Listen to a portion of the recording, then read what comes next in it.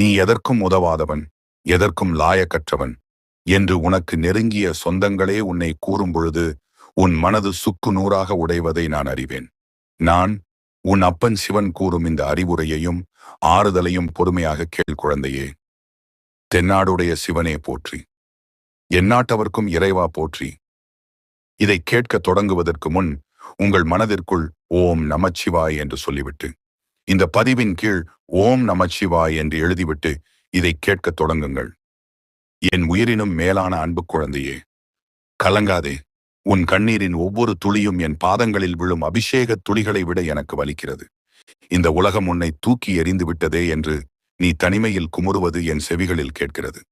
நான் எதற்கும் லாயக்கற்றவன், தோல்வியே என் வாழ்க்கையாகிவிட்டது என்று உன்னை நீயே நொந்து கொள்ளும் அந்த தருணத்தில் உன் அருகில் அமர்ந்து உன் தலையை தடவி கொடுக்கவே நான் விரும்புகிறேன். குழந்தையே, உனக்கு ஒரு கதை சொல்லட்டுமா? ஒரு முறை பார்க்கடலை கடைந்த போது அமிர்தம் வருவதற்கு முன்பாக வந்தது கொடிய ஆலகால விஷம். தேவர்களும் அசுரர்களும் பயந்து ஓடினார்கள். ஆனால் அந்த விஷத்தை நான் ஏற்றுக்கொண்டேன். ஏன் தெரியுமா? ஒரு பெரிய நன்மை நிகழும் முன்பு ஒரு பெரிய சோதனையை தாண்டித்தான் ஆக வேண்டும் என்பது பிரபஞ்ச விதி. இன்று உன் வாழ்க்கையில் நடக்கும் அவமானங்களும் தோல்விகளும் அந்த ஆலகால விஷத்தை போன்றவை. இதை நீ தாங்கிக் கொண்டு நின்றால் அடுத்து வரப்போவது வெற்றி எனும் அமிர்தம்தான். நான் விஷத்தை அருந்தி நீலகண்டனாக மாறியது போல நீயும் இந்த அவமானங்களை விழுங்கிக் கொண்டு வைராக்கியம் கொண்ட மனிதனாக மாற வேண்டும். நீ எதற்கும் உதவாதவன் என்று உலகம் சொல்கின்றதா? வானத்தை பார், அங்கே ஒளிரும் நிலவை, சந்திரன் பார். ஒரு காலத்தில் அந்த சந்திரனும் சாபம் பெற்று தன் ஒளியை இழந்து தேய்ந்து இனி ஒன்றுமே இல்லை என்று உலகத்தால் ஏளனம் செய்யப்பட்டான். எல்லோரும் அவனை ஒதுக்கிய போது தேய்ந்து போன அந்த சிறு பிறையை எடுத்து நான் என் தலையில் சூடினேன். உலகுக்கே பயனற்றவன் என்று ஒதுக்கப்பட்டவன் இன்று என் சடைமுடியில் அமர்ந்து உலகத்தையே ஆள்கிறான். உலகம் யாரை பூஜ்யம் என்று சொல்கிறதோ அவனை ராஜ்யம் ஆள வைப்பது என் வழக்கம். நீயும் அப்படிப்பட்ட என் பிறைச்சந்திரன் தான். இந்த உலகம் உன்னை எவ்வளவு சிறிதாக பார்க்கிறதோ அவ்வளவு உயரத்திற்கு உன்னை நான் உயர்த்துவேன். சிற்பியின் கையில் இருக்கும் கல்லை நினைத்துப்பார். ஒளி அதன் நெஞ்சில் பாயும் போதெல்லாம் அந்த கல் வலி தாங்காமல் அலறக்கூடும். ஏன் என்னை இப்படி துன்புறுத்துகிறாய் என்று அது கேட்கலாம். ஆனால் சிற்பி அந்த கல்லை உடைக்கவில்லை. அந்த கல்லிற்குள் மறைந்திருக்கும் அழகான சிலையை வெளியே கொண்டு வருகிறான். இன்றைக்கு நீ படும் கஷ்டங்கள், ஏளன பேச்சுகள் எல்லாம் அந்த ஒளியடிகளைப் போன்றவை. அவை உன்னை அழிப்பதற்காக அல்ல, உனக்குள் ஒளிந்திருக்கும் மகத்தான மனிதனை செதுக்குவதற்காகவே விழுகின்றன. வலியை தாங்கிக் கொள். விரைவில் நீ வணங்கத்தக்க சிலையாக மாறுவாய். ஒரு விதை மண்ணுக்குள் புதைக்கப்படும் பொழுது அது இருட்டில் மூச்சு திணறி சாவதாகவே நினைக்கும். ஆனால் அந்த இருட்டு அதன் சமாதி அல்ல, அது அதன் கருவறை. நீயும் இப்போது தோல்வி என்னும் மண்ணுக்குள் புதைக்கப்பட்டிருக்கிறாய். ஆனால் கவலைப்படாதே, நீ மட்கிப் போவதற்காக புதைக்கப்படவில்லை, முளைத்து எழுவதற்காகவே புதைக்கப்பட்டிருக்கிறாய். விரைவில் நீ ஒரு ஆலமரமாய் எழுந்து நின்று உன்னை மிதித்தவர்களுக்கே நிழல் கொடுப்பாய். என் குழந்தையே, மனிதர்கள் உன்னை பற்றி என்ன பேசுகிறார்கள் என்பதை பற்றி கவலைப்படுவதை விடு. அவர்கள் கண்கள் வெறும் உடலைத்தான் பார்க்கும். என் கண்கள் உன் ஆன்மாவை பார்க்கின்றன. உன்னை உருவாக்கிய எனக்கு தெரியாதா உன் மதிப்பு என்னவென்று? உன் நேரம் வரும் வரை அமைதியாக இரு. பொறுமையாக இருப்பது கோழைத்தனம் அல்ல, அது ஒரு தவம். கர்ணன் போர்க்களத்தில் தேரின் சக்கரம் மாட்டி தவித்ததைப் போல நீயும் சூழ்நிலைகளால் சிக்கித் தவிக்கலாம். ஆனால் தர்மம் தலைகாக்கும். உன் நல்ல மனமும் நீ செய்த சிறு சிறு உதவிகளும் உன்னை நிச்சயம் காக்கும். உன் கர்ம வினைகளை செய்வதில் மட்டும் கவனம் செலுத்து. பலனை என்னிடம் விட்டுவிடு. இவர்கள் என்னை மதிக்கவில்லையே என்று ஏங்காதே. உன்னை மதிக்காத இடங்களில் நீ நிற்காதே. ஆனால் உன்னை நீயே மதிக்க தவறாதே. நீ என் அம்சம். என் சக்தி உனக்குள் இருக்கிறது. உன் கண்ணீரை துடைத்துக்கொள். எழுந்து நட. உன்னை நிராகரித்தவர்கள் நாளை உன்னை சந்திக்க என் அருளை நாடி வருவார்கள். இது சத்தியம். நான் இருக்கிறேன் எப்போதும் உனக்குள், உன்னுடன். ஓம் நம சிவாய. இதற்கு 2 உதாரண கதைகளை சொல்கிறேன். அதையும் பொறுமையாக கேள் குழந்தையே. கதையை கேட்பதற்கு முன் உன்னிடம் நான் ஒன்று கேட்கிறேன், கூறு. இதுவரைக்கும் நான் சொல்வதை கேட்டாய் அல்லவா? இப்பொழுது சொல், உன் மனதில் உள்ள பாரம் லேசாக குறைந்துள்ளதா? ஆம் என்றால் ஓம் நமச்சிவாய போற்றி என்று கீழே பதிவிடு. என் உயிரினும் மேலான குழந்தையே, உன் வாழ்க்கை போராட்டத்தில் நீ தனித்து விடப்பட்டதாக உணர்கிறாய் அல்லவா? எனக்கு உதவ யாரும் இல்லை, கையில் வசதி இல்லை, பின்புலமில்லை என்று ஏங்குகிறாய். ஆனால் உனக்கு நான் திரிபுரத்தை எரித்த கதையை மீண்டும் ஒவ்வொரு நொடியும் நான் உணர்ந்தபடியே சொல்கிறேன். இது வெறும் கதை அல்ல, உன் ஆன்மாவை தட்டி எழுப்பும் பாடம். அது ஒரு பயங்கரமான காலம். தாரகாட்சன், கமலாட்சன், வித்யுன்மாலி என்ற 3 அசுரர்கள் பொன், வெள்ளி, இரும்பு ஆகிய உலோகங்களால் ஆன 3 பறக்கும் கோட்டைகளை திரிபுரம் உருவாக்கிக் கொண்டு உலகையே ஆட்டி படைத்தார்கள். அவர்கள் எங்கே சென்றாலும் அழிவுதான். அவர்களை யாராலும் வெல்ல முடியவில்லை. தேவர்கள் பயந்து நடுங்கி கடைசியில் என் காலடியில் வந்து விழுந்தார்கள். எங்களை காப்பாற்றுங்கள் மகாதேவா என்று அலறினார்கள். நான் சம்மதித்தேன். ஆனால் அந்த போருக்காக தேவர்கள் செய்த ஏற்பாடுகளை பார்த்தபோது எனக்குள் மெல்லிய நகைப்பு தோன்றியது. ஏன் தெரியுமா? அவர்கள் சிவன் பெரிய கடவுள்தான், ஆனால் இந்த அசுரர்களை அழிக்க அவருக்கு எங்கள் உதவி தேவை என்று நினைத்தார்கள். அதனால் உலகத்தையே ஒரு போர்க்களமாக மாற்றினார்கள். பூமியை தேராகச் செய்தார்கள். சூரியனையும் சந்திரனையும் அந்த தேரின் சக்கரங்களாக மாற்றினார்கள். 4 வேதங்களையும் குதிரைகளாக்கினார்கள். பிரம்மதேவனை சாரதியாக்கினார்கள். மகாமேரு மலையை வில்லாக வளைத்தார்கள். வாசுகி என்னும் மாபெரும் பாம்பை 4 கயிறாக கட்டினார்கள். காக்கும் கடவுளான மகாவிஷ்ணுவையே அம்பாக மாற்றினார்கள். எல்லாவற்றையும் தயார் செய்துவிட்டு தேவர்கள் கர்வத்தோடு நின்றார்கள். அவர்கள் மனதில் ஒரு நினைப்பு ஓடியதை நான் அறிவேன். பார்த்தையா, இத்தனை பிரம்மாண்டமான ஏற்பாடுகளை நாங்கள் செய்ததால் தான் சிவன் ஜெயிக்கப் போகிறார். நாங்கள் இல்லை என்றால் சிவனின் சரம் எடுபடாது என்ற ஆணவம் அவர்கள் கண்களில் தெரிந்தது. அசுரர்களின் கொட்டத்தை விட தேவர்களின் இந்த ஆணவம் ஆபத்தானதாக எனக்கு பட்டது. போர்க்களம் பரபரப்பாக இருந்தது. எதிரே 3 பறக்கும் கோட்டைகளும் ஒரே நேர்கோட்டில் வந்தன. தேவர்கள், இப்போது அம்பு எய்யுங்கள், வில்லை வளையும், தேரை ஓட்டுங்கள் என்று பரபரத்தார்கள். அவர்கள் நம்பிக்கையெல்லாம் அந்த தேரின் மீதும் வில்லின் மீதும் அம்பின் மீதும் தான் இருந்தது, என்னிடமில்லை. அப்போது நான் என்ன செய்தேன் தெரியுமா குழந்தையே? நான் அந்த மேருமலை வில்லை எடுக்கவில்லை. வாசுகி பாம்பை இழுக்கவில்லை. விஷ்ணுவாகிய அம்பையும் தொடவில்லை. தேரின் சக்கரங்கள் நகரக்கூட இல்லை. நான் சும்மா மிக அமைதியாக அந்த 3 அசுரர் கோட்டைகளையும் பார்த்து மெலிதாக புன்னகைத்தேன். என் சிரிப்பில் வெளிப்பட்ட அந்த ஒரு துளி அக்கினி, அது வில்லிலிருந்து வரவில்லை, என் உள்ளத்திலிருந்து வந்தது. ஓ என்ற ஓசையுடன் ஒரு பெரும் தீப்பிழம்பு என் புன்னகையிலிருந்து புறப்பட்டது. தேவர்கள் கண்ணிமைக்கும் நேரத்தில் அந்த 3 கோட்டைகளும் அதிலிருந்த அசுரர்களின் ஆணவமும் கூடவே நாங்கள்தான் சிவனுக்கு உதவுகிறோம் என்று நினைத்த தேவர்களின் கர்வமும் எல்லாம் சேர்ந்து எரிந்து சாம்பலாயின. வில் தேவைப்படவில்லை, தேர் தேவைப்படவில்லை, ஏன் அம்பாக இருந்த விஷ்ணுவே கூட தேவைப்படவில்லை. என் ஒரு சிரிப்பு, அதுவே போதுமானதாக இருந்தது. இதை ஏன் உனக்கு இவ்வளவு விரிவாகச் சொல்கிறேன் தெரியுமா என் தங்கமே? இன்று நீயும் அப்படித்தான் நினைத்துக் கொண்டிருக்கிறாய். வெற்றி பெற வேண்டுமானால் எனக்கு பெரிய மனிதர்களின் உதவி வேண்டும், கையில் நிறைய பணம் வேண்டும், நல்ல நேரம் வேண்டும் என்று வெளியுலக ஆடம்பரங்களை எதிர்பார்த்து காத்திருக்கிறாய். அவை இல்லை என்பதால் நீ தோற்று விடுவாய் என்று பயப்படுகிறாய். ஆனால் நான் சொல்கிறேன் கேள். திரிபுரத்தை எரிக்க எனக்கு எப்படி எந்த ஆயுதமும் தேவைப்படவில்லையோ, அப்படித்தான் உன் வாழ்க்கை போராட்டத்தை வெல்லவும் உனக்கு வெளிப்புற உதவிகள் எதுவும் அவசியமில்லை. உன் வெற்றி உன் கையில் இருக்கும் பணத்திலோ உன்னை சுற்றி இருக்கும் மனிதர்களிலோ இல்லை. அது உனக்குள்ளேயே உன் ஆன்ம பலத்தில் இருக்கிறது. உன் திறமை என்னும் நெருப்பு உனக்குள் கனன்று கொண்டிருக்கிறது. அதை உணர்.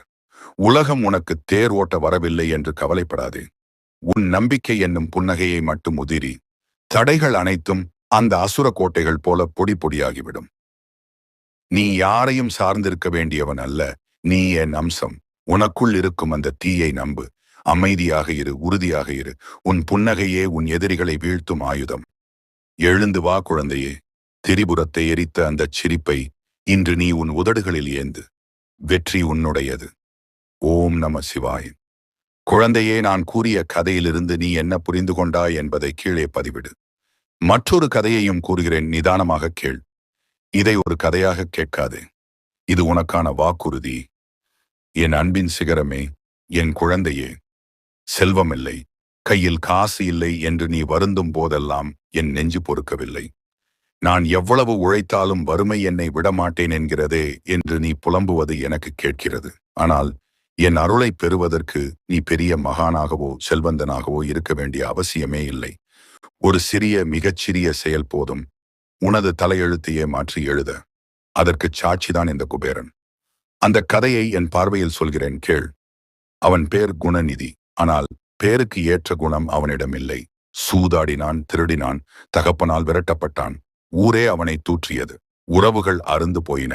உண்பதற்குச் சோறு கூட இல்லாமல் ஒரு சிவராத்திரி இரவில் அனாதையாகச் சுற்றிக் கொண்டிருந்தான்.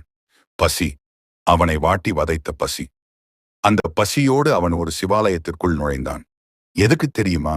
என்னை வணங்க அல்ல, என் சன்னதியில் நிவேதனம் செய்து வைத்திருக்கும் உணவை சாப்பிடுவதற்காக. திருடுவதற்காகவே என் வாசலை மிதித்தான். அப்போது நேரம் நள்ளிரவு. கருவறையில் இருள் சூழ்ந்து கொண்டிருந்தது. என் லிங்கத் திருமேனியின் முன் எரிந்து கொண்டிருந்த அந்த ஒற்றை விளக்கு எண்ணெய் தீர்ந்து போய் அணையும் தருவாயில் இருந்தது. அந்த தீபம் அணைந்துவிட்டால் இருட்டாகிவிடும். இருட்டில் உணவை தேட முடியாது என்று அவன் பயந்தான். அவன் என்ன செய்தான் தெரியுமா? அவன் தன் பக்தியை தரவில்லை, மந்திரம் சொல்லவில்லை. தன் இடுப்பில் இருந்த ஆடையின் ஒரு பகுதியை கிழித்தான். அதை திரியாக்கி அந்த அணையும் விளக்கில் வைத்து அந்த சுடரை தூண்டிவிட்டான். சட்டென்று கருவறை பிரகாசமானது. அந்த வெளிச்சத்தில் அவன் முகத்தை பார்த்தேன். அதில் பக்தி இல்லை, பசிதான் இருந்தது. ஆனால் அவன் செயல் என் சன்னதியின் இருளை போக்கியது. அடுத்த சில நொடிகளில் அவன் திருடன் என்று ஊரார் அவனை பிடித்து விட்டார்கள். அடித்துக் கொல்லப்பட்டான். அவன் உயிர் பிரிந்தது. யமதர்மனின் தூதர்கள் பாசக்கயிற்றோடு வந்தார்கள்.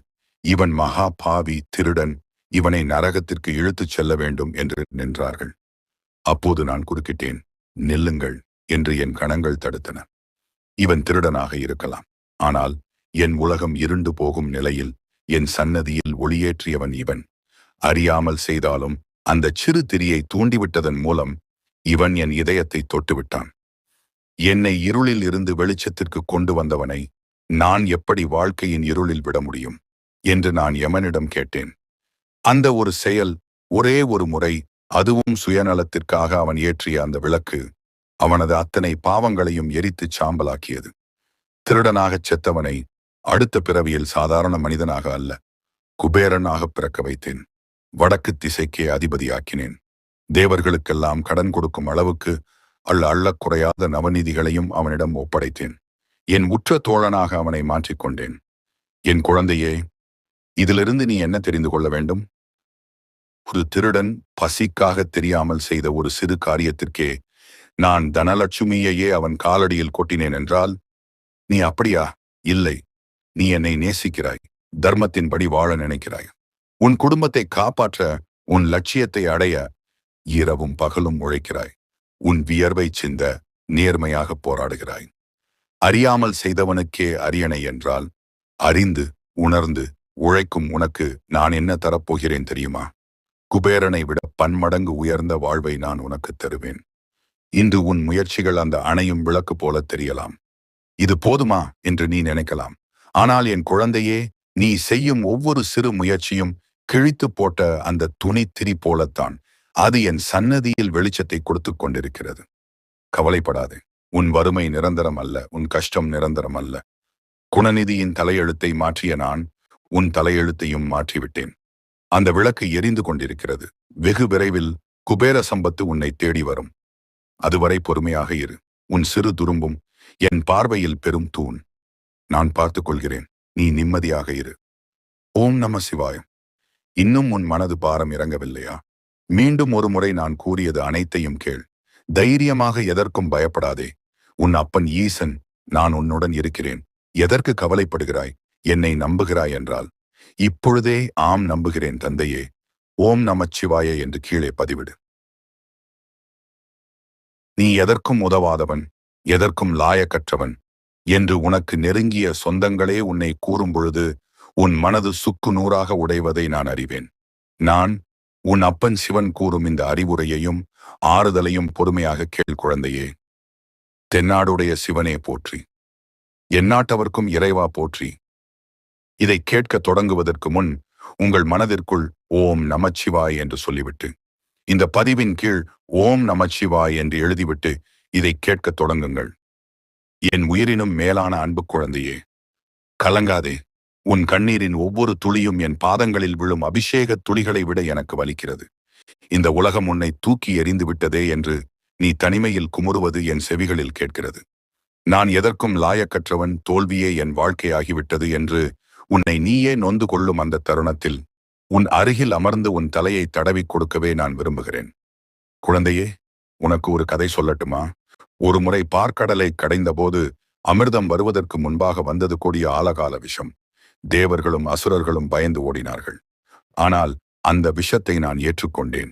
ஏன் தெரியுமா?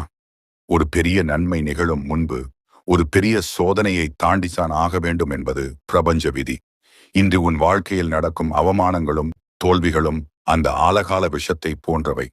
இதை நீ தாங்கிக் கொண்டு நின்றால் அடுத்து வரப்போவது வெற்றி எனும் அமிர்தம்தான்.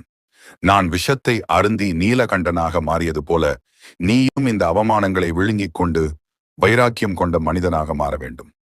நீ எதற்கும் உதவாதவன் என்று உலகம் சொல்கின்றதா? வானத்தை பார். அங்கே ஒளிரும் நிலவை, சந்திரன் பார். ஒரு காலத்தில் அந்த சந்திரனும் சாபம் பெற்று தன் ஒளியை இழந்து தேய்ந்து இனி ஒன்றுமே இல்லை என்று உலகத்தால் ஏளனம் செய்யப்பட்டான். எல்லோரும் அவனை ஒதுக்கிய போது தேய்ந்து போன அந்த சிறு பிறையை எடுத்து நான் என் தலையில் சூடினேன். உலகுக்கே பயனற்றவன் என்று ஒதுக்கப்பட்டவன் இன்று என் சடைமுடியில் அமர்ந்து உலகத்தையே ஆள்கிறான். உலகம் யாரை பூஜ்யம் என்று சொல்கிறதோ அவனை ராஜ்யம் ஆள வைப்பது என் வழக்கம். நீயும் அப்படிப்பட்ட என் பிறைச்சந்திரன்தான். இந்த உலகம் உன்னை எவ்வளவு சிறிதாக பார்க்கிறதோ அவ்வளவு உயரத்திற்கு உன்னை நான் உயர்த்துவேன். சிற்பியின் கையில் இருக்கும் கல்லை நினைத்துப்பார். ஒளி அதன் நெஞ்சில் பாயும் போதெல்லாம் அந்த கல் வலி தாங்காமல் அலறக்கூடும். ஏன் என்னை இப்படி துன்புறுத்துகிறாய் என்று அது கேட்கலாம். ஆனால் சிற்பி அந்த கல்லை உடைக்கவில்லை. அந்த கல்லிற்குள் மறைந்திருக்கும் அழகான சிலையை வெளியே கொண்டு வருகிறான். இன்றைக்கு நீ படும் கஷ்டங்கள், ஏளன பேச்சுகள் எல்லாம் அந்த ஒளியடிகளைப் போன்றவை. அவை உன்னை அழிப்பதற்காக அல்ல, உனக்குள் ஒளிந்திருக்கும் மகத்தான மனிதனை செதுக்குவதற்காகவே விழுகின்றன. வலியை தாங்கிக்கொள். விரைவில் நீ வணங்கத்தக்க சிலையாக மாறுவாய். ஒரு விதை மண்ணுக்குள் புதைக்கப்படும் பொழுது அது இருட்டில் மூச்சு திணறிச் சாவதாகவே நினைக்கும். ஆனால் அந்த இருட்டு அதன் சமாதி அல்ல, அது அதன் கருவறை. நீயும் இப்போது தோல்வி என்னும் மண்ணுக்குள் புதைக்கப்பட்டிருக்கிறாய். ஆனால் கவலைப்படாதே, நீ மட்கிப் போவதற்காக புதைக்கப்படவில்லை, முளைத்து எழுவதற்காகவே புதைக்கப்பட்டிருக்கிறாய். விரைவில் நீ ஒரு ஆலமரமாய் எழுந்து நின்று உன்னை மிதித்தவர்களுக்கே நிழல் கொடுப்பாய். என் குழந்தையே, மனிதர்கள் உன்னை பற்றி என்ன பேசுகிறார்கள் என்பதை பற்றி கவலைப்படுவதை விடு. அவர்கள் கண்கள் வெறும் உடலைத்தான் பார்க்கும். என் கண்கள் உன் ஆன்மாவை பார்க்கின்றன. உன்னை உருவாக்கிய எனக்கு தெரியாதா உன் மதிப்பு என்னவென்று? உன் நேரம் வரும் வரை அமைதியாக இரு. பொறுமையாக இருப்பது கோழைத்தனம் அல்ல, அது ஒரு தவம். கர்ணன் போர்க்களத்தில் தேரின் சக்கரம் மாட்டித் தவித்ததைப் போல நீயும் சூழ்நிலைகளால் சிக்கித் தவிக்கலாம். ஆனால் தர்மம் தலைகாக்கும். உன் நல்ல மனமும் நீ செய்த சிறு சிறு உதவிகளும் உன்னை நிச்சயம் காக்கும். உன் கர்ம வினைகளை செய்வதில் மட்டும் கவனம் செலுத்து. பலனை என்னிடம் விட்டுவிடு. இவர்கள் என்னை மதிக்கவில்லையே என்று ஏங்காதே. உன்னை மதிக்காத இடங்களில் நீ நிற்காதே. ஆனால் உன்னை நீயே மதிக்கத் தவறாதே. நீ என் அம்சம். என் சக்தி உனக்குள் இருக்கிறது. உன் கண்ணீரை துடைத்துக்கொள். எழுந்து நட. உன்னை நிராகரித்தவர்கள் நாளை உன்னை சந்திக்க என் அருளை நாடி வருவார்கள். இது சத்தியம். நான் இருக்கிறேன் எப்போதும் உனக்குள், உன்னுடன். ஓம் நம சிவாய. இதற்கு 2 உதாரண கதைகளை சொல்கிறேன். அதையும் பொறுமையாக கேள் குழந்தையே. கதையை கேட்பதற்கு முன் உன்னிடம் நான் ஒன்று கேட்கிறேன், கூறு. இதுவரைக்கும் நான் சொல்வதை கேட்டாய் அல்லவா? இப்பொழுது சொல், உன் மனதில் உள்ள பாரம் லேசாக குறைந்துள்ளதா? ஆம் என்றால் ஓம் நமச்சிவாய போற்றி என்று கீழே பதிவிடு. என் உயிரினும் மேலான குழந்தையே, உன் வாழ்க்கை போராட்டத்தில் நீ தனித்து விடப்பட்டதாக உணர்கிறாய் அல்லவா? எனக்கு உதவ யாரும் இல்லை, கையில் வசதி இல்லை, பின்புலமில்லை என்று ஏங்குகிறாய். ஆனால் உனக்கு நான் திரிபுரத்தை எரித்த கதையை மீண்டும் ஒவ்வொரு நொடியும் நான் உணர்ந்தபடியே சொல்கிறேன். இது வெறும் கதை அல்ல, உன் ஆன்மாவை தட்டி எழுப்பும் பாடம். அது ஒரு பயங்கரமான காலம். தாரகாட்சன், கமலாட்சன், வித்யுன்மாலி என்ற 3 அசுரர்கள் பொன், வெள்ளி, இரும்பு ஆகிய உலோகங்களால் ஆன 3 பறக்கும் கோட்டைகளை திரிபுரம் உருவாக்கிக் கொண்டு உலகையே ஆட்டி படைத்தார்கள். அவர்கள் எங்கே சென்றாலும் அழிவுதான். அவர்களை யாராலும் வெல்ல முடியவில்லை. தேவர்கள் பயந்து நடுங்கி கடைசியில் என் காலடியில் வந்து விழுந்தார்கள். எங்களை காப்பாற்றுங்கள் மகாதேவா என்று அலறினார்கள். நான் சம்மதித்தேன். ஆனால் அந்த போருக்காக தேவர்கள் செய்த ஏற்பாடுகளை பார்த்தபோது எனக்குள் மெல்லிய நகைப்பு தோன்றியது. ஏன் தெரியுமா? அவர்கள் சிவன் பெரிய கடவுள்தான், ஆனால் இந்த அசுரர்களை அழிக்க அவருக்கு எங்கள் உதவி தேவை என்று நினைத்தார்கள். அதனால் உலகத்தையே ஒரு போர்க்களமாக மாற்றினார்கள். பூமியை தேராகச் செய்தார்கள். சூரியனையும் சந்திரனையும் அந்த தேரின் சக்கரங்களாக மாற்றினார்கள். 4 வேதங்களையும் குதிரைகளாக்கினார்கள். பிரம்மதேவனை சாரதியாக்கினார்கள். மகாமேரு மலையை வில்லாக வளைத்தார்கள்.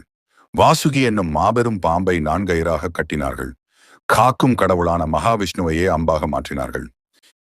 எல்லாவற்றையும் தயார் செய்துவிட்டு தேவர்கள் கர்வத்தோடு நின்றார்கள். அவர்கள் மனதில் ஒரு நினைப்பு ஓடியதை நான் அறிவேன். பார்த்தையா, இத்தனை பிரம்மாண்டமான ஏற்பாடுகளை நாங்கள் செய்ததால் தான் சிவன் ஜெயிக்கப் போகிறார்.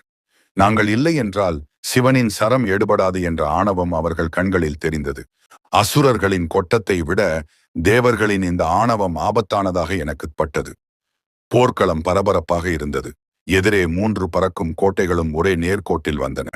தேவர்கள், இப்போது அம்பு எய்யுங்கள், வில்லை வளையும், தேரை ஓட்டுங்கள் என்று பரபரத்தார்கள்.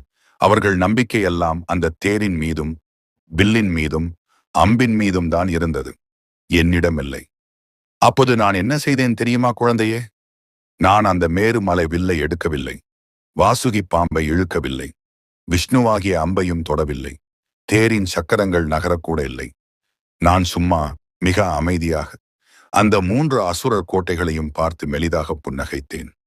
என் சிரிப்பில் வெளிப்பட்ட அந்த ஒரு துளி அக்கினி, அது வில்லிலிருந்து வரவில்லை, என் உள்ளத்திலிருந்து வந்தது. ஓ என்ற ஓசையுடன் ஒரு பெரும் தீப்பிழம்பு என் புன்னகையிலிருந்து புறப்பட்டது.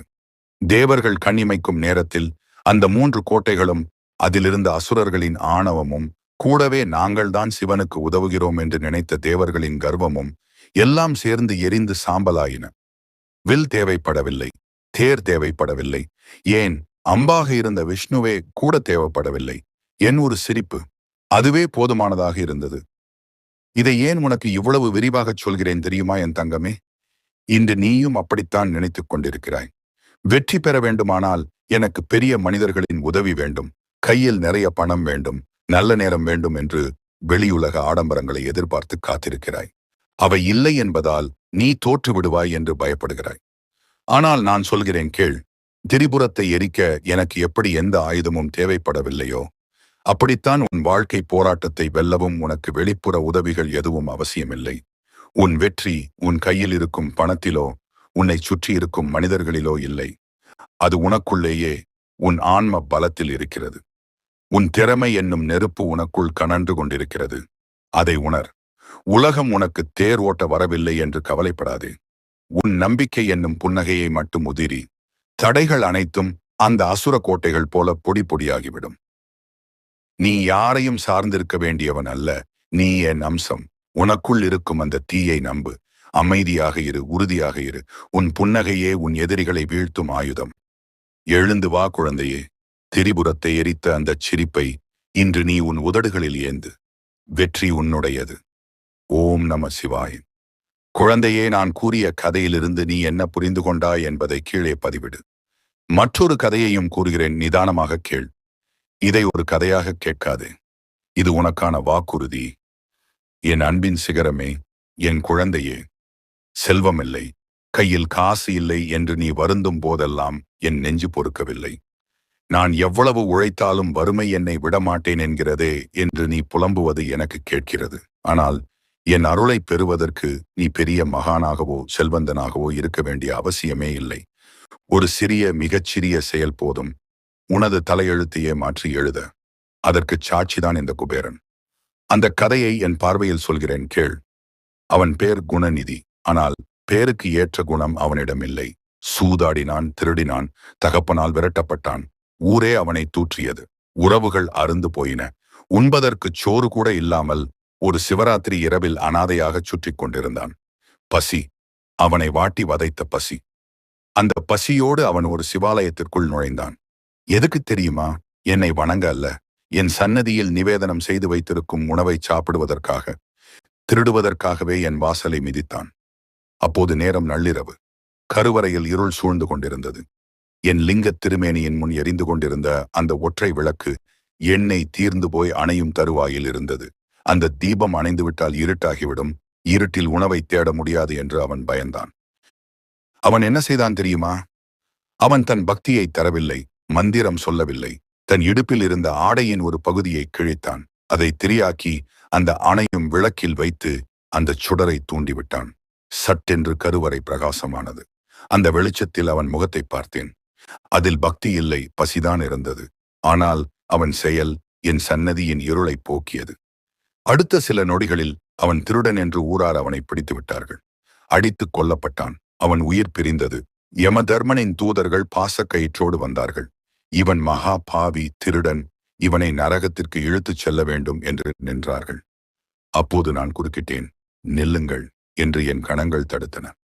இவன் திருடனாக இருக்கலாம், ஆனால் என் உலகம் இருண்டு போகும் நிலையில் என் சன்னதியில் ஒளியேற்றியவன் இவன். அறியாமல் செய்தாலும் அந்த சிறு திரியை தூண்டிவிட்டதன் மூலம் இவன் என் இதயத்தை தொட்டுவிட்டான். என்னை இருளில் இருந்து வெளிச்சத்திற்கு கொண்டு வந்தவனை நான் எப்படி வாழ்க்கையின் இருளில் விட முடியும் என்று நான் யமனிடம் கேட்டேன். அந்த ஒரு செயல், ஒரே ஒரு முறை, அதுவும் சுயநலத்திற்காக அவன் ஏற்றிய அந்த விளக்கு அவனது அத்தனை பாவங்களையும் எரித்துச் சாம்பலாக்கியது. திருடனாகச் செத்தவனை அடுத்த பிறவியில் சாதாரண மனிதனாக அல்ல, குபேரனாக பிறக்க வைத்தேன். வடக்கு திசைக்கே அதிபதியாக்கினேன். தேவர்களுக்கெல்லாம் கடன் கொடுக்கும் அளவுக்கு அள்ளக் குறையாத நவநீதிகளையும் அவனிடம் ஒப்படைத்தேன். என் உற்ற தோழனாக அவனை மாற்றிக்கொண்டேன். என் குழந்தையே, இதிலிருந்து நீ என்ன தெரிந்து கொள்ள வேண்டும்? ஒரு திருடன் பசிக்காக தெரியாமல் செய்த ஒரு சிறு காரியத்திற்கே நான் தனலட்சுமியையே அவன் காலடியில் கொட்டினேன் என்றால், நீ அப்படியா? இல்லை, நீ என்னை நேசிக்கிறாய், தர்மத்தின்படி வாழ நினைக்கிறாய். உன் குடும்பத்தை காப்பாற்ற, உன் லட்சியத்தை அடைய இரவும் பகலும் உழைக்கிறாய். உன் வியர்வை சிந்த நேர்மையாக போராடுகிறாய். அறியாமல் செய்தவனுக்கே அரியணை என்றால், அறிந்து உணர்ந்து உழைக்கும் உனக்கு நான் என்ன தரப்போகிறேன் தெரியுமா? குபேரனை விட பன்மடங்கு உயர்ந்த வாழ்வை நான் உனக்கு தருவேன். இன்று உன் முயற்சிகள் அந்த அணையும் விளக்கு போல தெரியலாம். இது போதுமா என்று நீ நினைக்கலாம். ஆனால் என் குழந்தையே, நீ செய்யும் ஒவ்வொரு சிறு முயற்சியும் கிழித்து போட்ட அந்த துணி திரி போலத்தான். அது என் சன்னதியில் வெளிச்சத்தை கொடுத்து கொண்டிருக்கிறது. கவலைப்படாதே. உன் வறுமை நிரந்தரம் அல்ல, உன் கஷ்டம் நிரந்தரம் அல்ல. குணநிதியின் தலையெழுத்தை மாற்றிய நான் உன் தலையெழுத்தையும் மாற்றிவிட்டேன். அந்த விளக்கு எரிந்து கொண்டிருக்கிறது. வெகு விரைவில் குபேர சம்பத்து உன்னை தேடி வரும். அதுவரை பொறுமையாக இரு. உன் சிறு துரும்பும் என் பார்வையில் பெரும் தூண். நான் பார்த்துக் கொள்கிறேன். நீ நிம்மதியாக இரு. ஓம் நம சிவாயம். இன்னும் உன் மனது பாரம் இறங்கவில்லையா? மீண்டும் ஒரு முறை நான் கூறியது அனைத்தையும் கேள். தைரியமாக எதற்கும் பயப்படாதே. உன் அப்பன் ஈசன் நான் உன்னுடன் இருக்கிறேன். எதற்கு கவலைப்படுகிறாய்? என்னை நம்புகிறாய் என்றால் இப்பொழுதே ஆம் நம்புகிறேன் தந்தையே, ஓம் நமச்சிவாய என்று கீழே பதிவிடு.